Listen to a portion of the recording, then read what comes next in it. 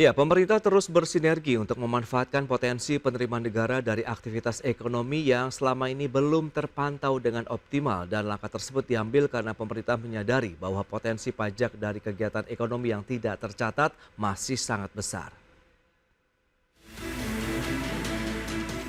Direktorat Jenderal Pajak Kementerian Keuangan memperkuat strategi pengawasan dan penegakan hukum terhadap aktivitas ekonomi tersembunyi yang selama ini luput dari sistem perpajakan.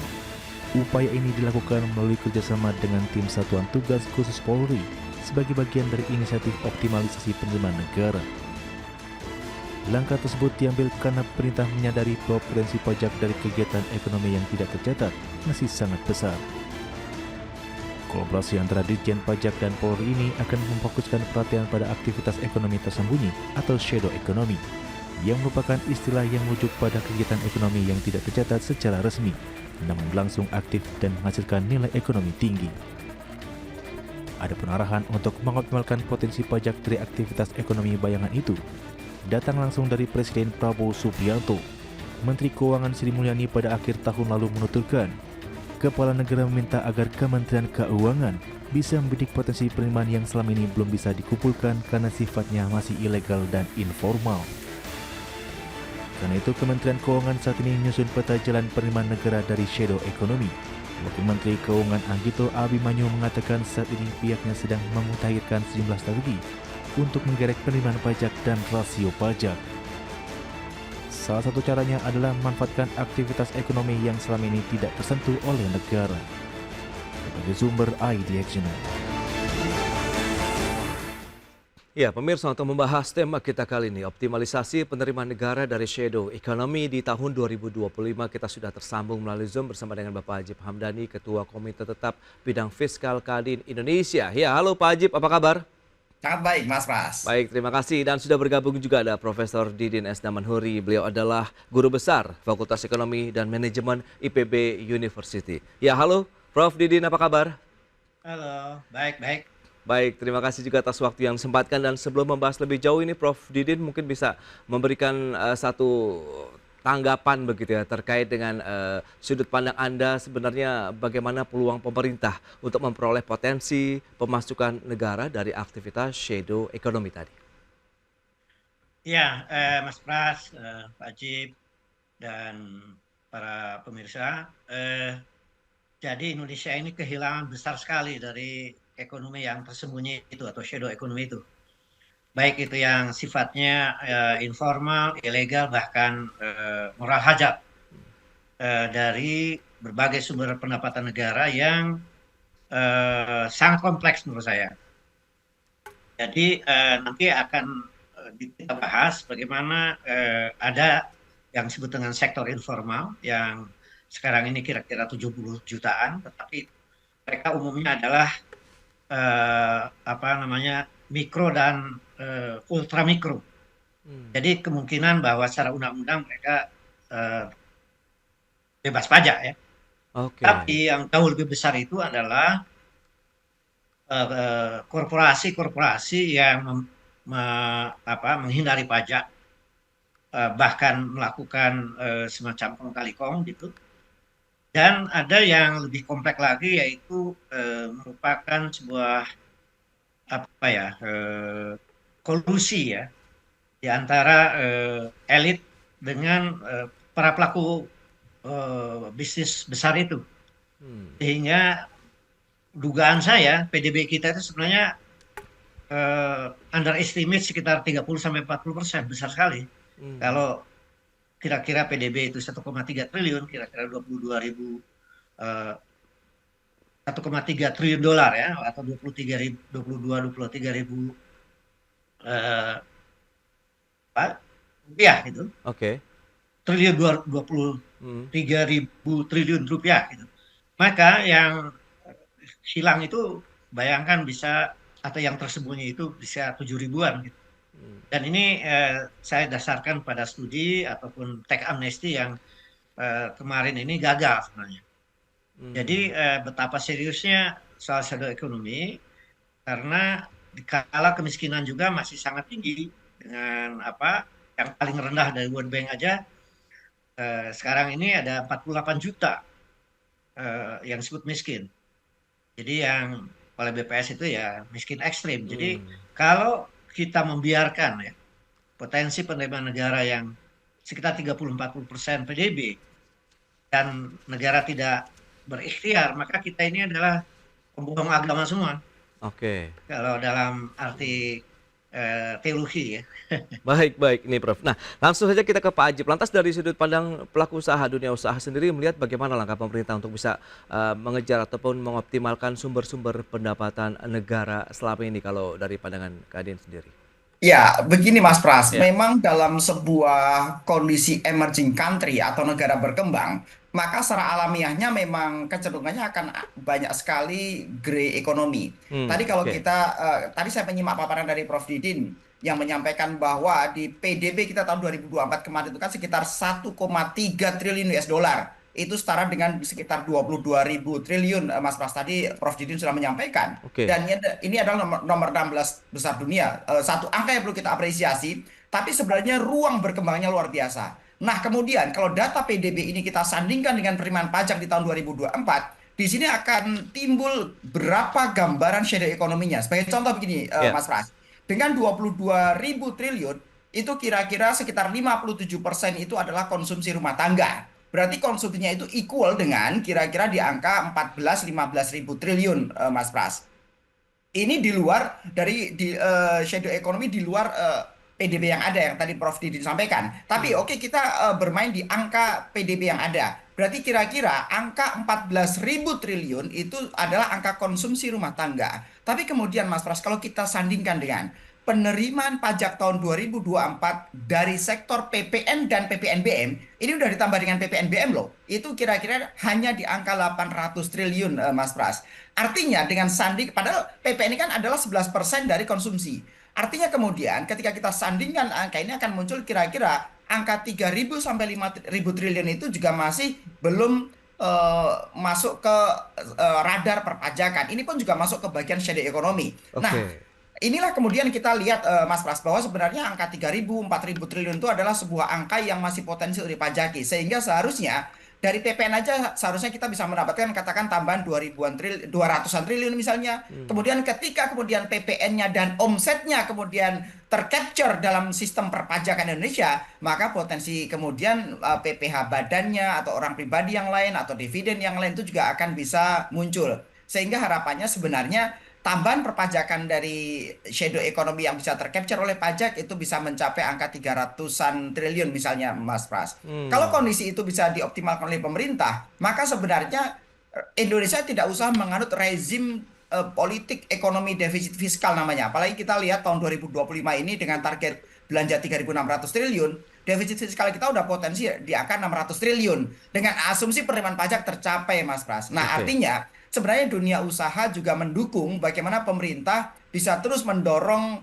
agar shadow economy tercapture di sistem perpajakan sehingga aspek perpajakan itu kan utamanya berbicara dua. Satu budgeter untuk mengumpulkan uang buat negara, Oke. bagaimana target tax ratio kita naik, dan yang kedua Mas Pras adalah bagaimana pajak sebagai reguleran atau pengatur ekonomi. Sehingga ketika semuanya juga membayar pajak dengan baik dan proper serta comply, maka dalam konteks sudut pandang bisnis, dalam konteks sudut pandang pengusaha, maka ini bisa membuat level playing field yang sama. Misalnya nih, saya Oke. pengembang perumahan, teman saya pengembang perumahan. Kalau biasanya saya bayar PPN ketika jual, teman kita enggak misalnya. Tapi kemudian ketika semuanya tercapture, maka ya kita level playing field-nya sama gitu. Jadi Oke. kondisi Ya, itu ya. yang diharapkan oleh dunia usaha, Mas Pras. Bagaimana kebijakan fiskal itu selain kita berbicara masalah tax ratio naik, ini juga menjadi aspek berkeadilan buat seluruh kawan-kawan pengusaha. Demikian, Baik, Mas. baik. Pak Ajib ini menarik grey economy ya dan juga shadow economy. Nah, Prof Didin, apakah ini akhirnya dapat dioptimalkan juga nih sebagai sumber pendapatan negara yang apakah juga bersifat alternatif atau bagaimana posisinya begitu, Prof?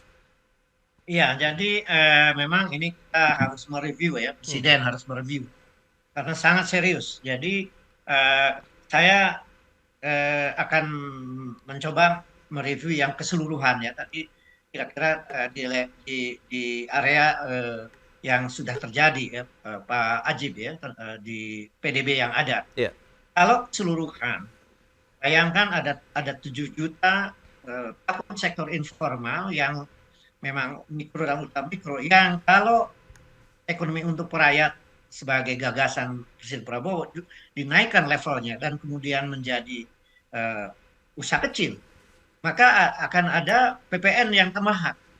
Itu besar sekali. Bayangkan dari 7 juta kalau 3 juta aja dinaikkan kelasnya dan kemudian mereka membayar pajak sebagai pelaku usaha kecil ya dalam kategori Kementerian Koperasi, itu sudah sangat besar. Belum lagi sektor yang belum tersentuh nih sekarang di era baru sekarang nih, new economy ini. Ada transaksi digital yang belum disentuh, jual beli platform, Facebook, WA, TikTok Shop, dan lain sebagainya. Ada usaha properti yang tidak tercatat sekarang ini. Ada industri hiburan dan event yang formal belum tercatat juga. Ada perdagangan ilegal dan selundupan, belum korupsi dan gratifikasi dengan pencucian uang. Tapi ini sudah mulai ya, walaupun masih sangat jauh. Kemudian ada pertambangan ilegal dan pengelolaan SDA yang ilegal. Kemudian ada judi online dan offline. Ada perdagangan produk terlarang. Nah, lalu kategori yang ketiga jauh lebih dahsyat lagi, yaitu penghindaran pajak itu. Dan kemudian ada diikuti oleh moral hazard dan pembiaran karena oligarki ini sebagai sumber pendanaan politik. Ini besar sekali yang tapi saya yakin nih kalau Presiden Prabowo sudah serius ini akan berani yang implikasinya ke reforma atau modernisasi politik tadi. Karena ini pendapatan yang besar sekali. Ada ribuan triliun kalau menurut saya. Kemudian ada lagi yang sudah jelas-jelas depan mata, yaitu bagi hasil pengelolaan sumber daya alam, apakah itu batu bara, sawit, kemudian nikel, dan yang lain-lain yang sekarang mau dihilirisasi itu ternyata terlalu menguntungkan korporasi dan terlalu merugikan negara. Itu diperkirakan menurut studi itu hanya 30% mereka membayar. Kalau dinaikkan 40% saja, menurut saya, hitungan saya, itu juga ribuan triliun. Di atas 1.000 lah. Oke. Kalau ini diperbaiki, ya, bagi hasil ini yang merugikan negara.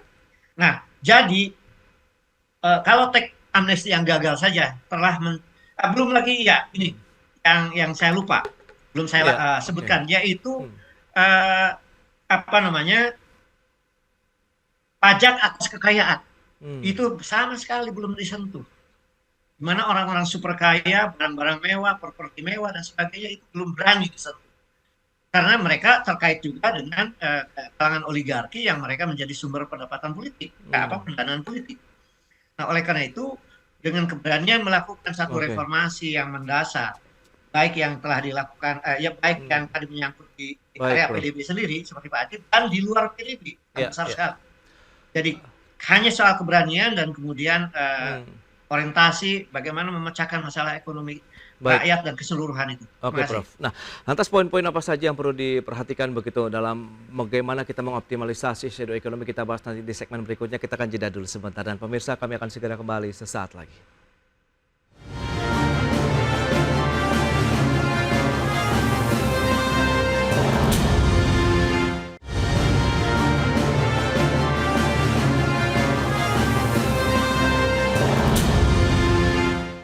Ya, Anda masih menyaksikan Market Review. Pemirsa, kita lanjutkan kembali perbincangan bersama dengan Profesor Didin S. Damanhuri. Beliau adalah Guru Besar FEM IPB University. Kemudian juga ada Pak Ajib Hamdani, Ketua Komite Tetap Bidang Fiskal Kadin Indonesia. Nah, Pak Ajib, dari sisi pelaku usaha nih, kalau kita lihat point of view seperti apa nih, poin-poin atau mungkin komponen-komponen apa saja yang harus menjadi perhatian pemerintah, pemangku kepentingan terkait jika memang rencana pemanfaatan dari underground economy ini bisa kita optimalkan begitu, Pak Ajib? Ya, kalau pemerintah ingin mengcapture underground economy itu memang tidak bisa dilakukan tunggal oleh Kementerian Keuangan sebenarnya, Mas Pras. Karena ini akan terkait dengan stakeholder yang lain dan termasuk regulator-regulator yang lain misalnya.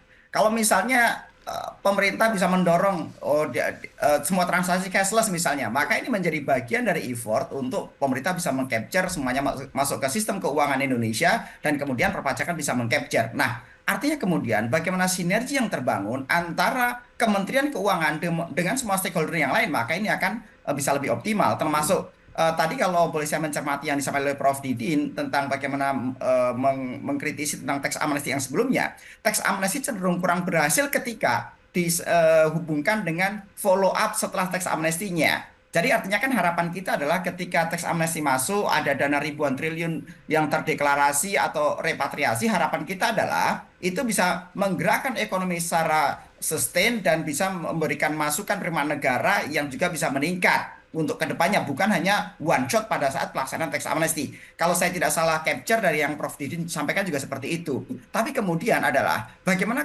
kurang siapan data untuk di Indonesia, sehingga kemudian ketika teks amnesti tahun 2016 dan kemudian teks amnesti yang kedua tahun 2022 tidak bisa memberikan impact yang berkelanjutan. Kira-kira begitu Mas Pras. Jadi Oke. kesimpulannya kalau kita juga ingin mendorong capturing atau mendorong pemotretan shadow economy, maka pemerintah harus siap untuk bagaimana program ini bisa berkelanjutan ke depan dan menggandeng semua stakeholder serta regulator yang ada, entah dengan kebijakan-kebijakan BI, entah dengan aset-aset dan lain. Dan ini harus ditopang oleh sistem database yang proper sebenarnya, Mas Pras. Dulu saya ingat betul tahun 2000 ketika saya masih PNS di Kementerian Keuangan, waktu itu pernah dorong namanya single identification number waktu itu. Tapi kemudian juga tidak berjalan dengan maksimal, dan sekarang ketika pemerintah mendorong namanya Cortex misalnya, ini adalah bagian dari upaya untuk mendigitalisasi sistem dan layanan.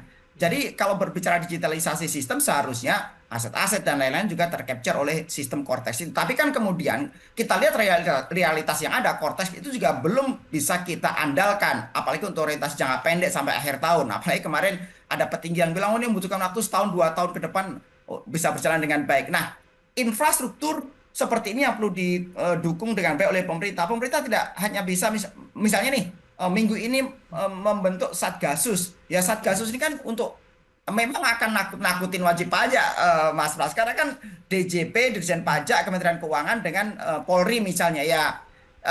Memang itu adalah sebuah extra effort yang bisa dilakukan oleh pemerintah. Tapi seharusnya pemerintah bisa lebih menggandeng dunia usaha. Karena Kadin kan juga mempunyai orientasi bagaimana usaha yang inklusif dan berkelanjutan. Berbicara berkelanjutan adalah kita juga harus komplain terhadap perpajakan. Kita juga paham dengan hal tersebut, Mas Pras. Jadi pemerintah sekali lagi seharusnya lebih menggandeng dunia usaha maupun dunia akademisi untuk membuat sebuah kajian-kajian sehingga bagaimana program-program pemerintah justru jangan kontraproduktif terhadap ekonomi yang kita lihat loh tahun 2025 ini juga sedang cenderung melandai, Mas Pras. Jadi Oke. sekali lagi harapan dunia usaha adalah pemerintah itu bisa melihat hal ini secara komprehensif. Satu sisi bisa menangkap shadow ekonomi, tapi satu sisi juga bisa menjadikan aspek fiskal sebagai bagian pendorong pertumbuhan ekonomi. Demikian Mas Baik, Pras. Pak Ajib. Nah, lantas Prof. Didin, bagaimana langkah upaya pemerintah terkait dengan edukasi sosialisasi yang ideal nih kalau kita bicara mengenai shadow ekonomi begitu di masyarakat? Ya, jadi konteks yang agak lambat ya. Ini harus serius tentu aja ditangani agar digitalisasi ini nanti saya juga sependapat bahwa itu harus multi stakeholder terkait dengan data di BI, terkait data dengan bahkan di KPPU, di KPK, di PPATK, di BPN, karena di bursa saham, sehingga data itu saling cross check dan kemudian terjadilah sebuah data yang kredibel. Oke. Kemudian mengenai apa namanya, bagaimana menciptakan sebuah awareness ya bahwa pajak itu adalah bukan merugikan bagi dunia usaha, juga bukan bagi para birokrat dan juga rakyat biasa yang memang misalnya dia harus terkena PPN atau apa, itu adalah sesuatu yang mulia gitu. Jadi pajak ini adalah sebuah era kebersamaan agar kita ini katanya mau menjadi negara industri maju di tahun 2045. Kalau tidak dilakukan sebuah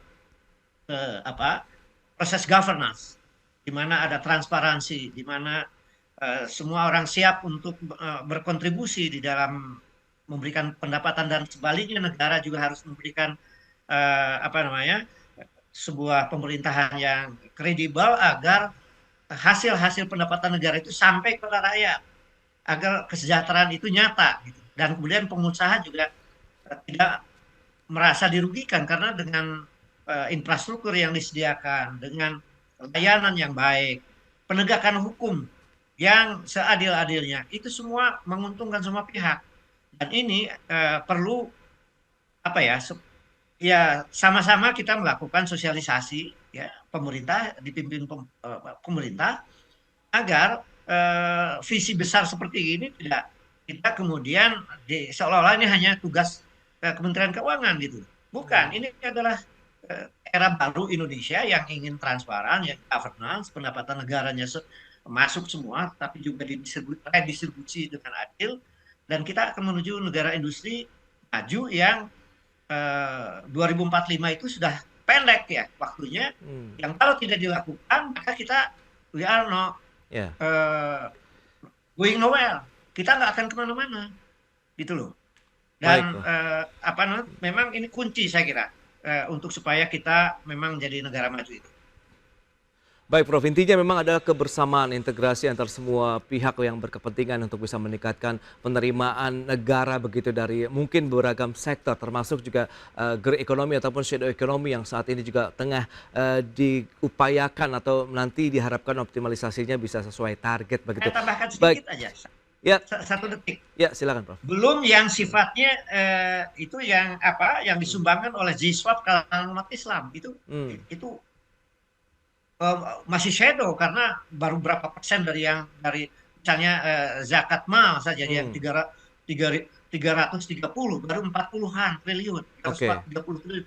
Itu shadow ekonomi yang juga serius ya kalau negara mau bisa menegakkan apa namanya pendapatan negara yang kredibel ya. Baik. Profesor, terima kasih atas insight yang sudah disampaikan. Pak Ajib, terima kasih juga atas update informasi yang sudah diberikan kepada pemirsa hari ini. Selamat melanjutkan aktivitas Anda kembali. Salam sehat, sampai berjumpa kembali Prof Didin dan juga Pak Ajib. Terima kasih Prof.